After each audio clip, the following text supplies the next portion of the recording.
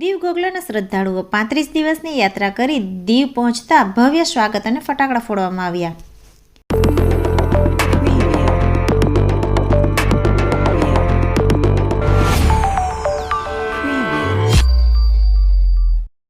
કેન્દ્રશાસિત પ્રદેશ દીવ અને ઘોઘલામાંથી અનેક શ્રદ્ધાળુઓ યાત્રા માટે તારીખ 11 ફેબ્રુઆરીના રોજ દીવથી નીકળ્યા હતા.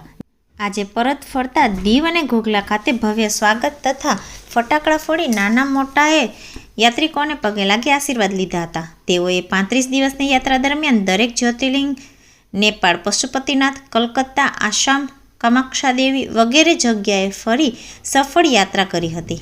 આજે દીવ પરત ફરતા લોકોમાં તથા પરિવારમાં ખુશીનો માહોલ જોવા મળ્યો હતો.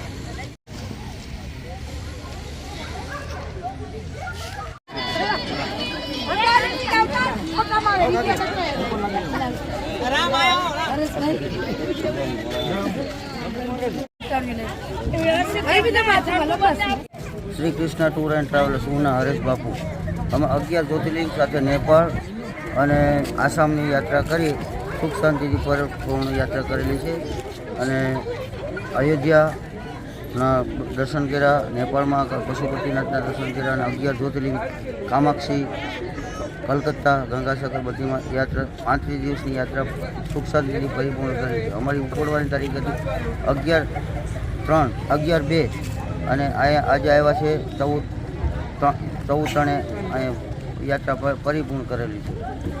જય સોમનાથ.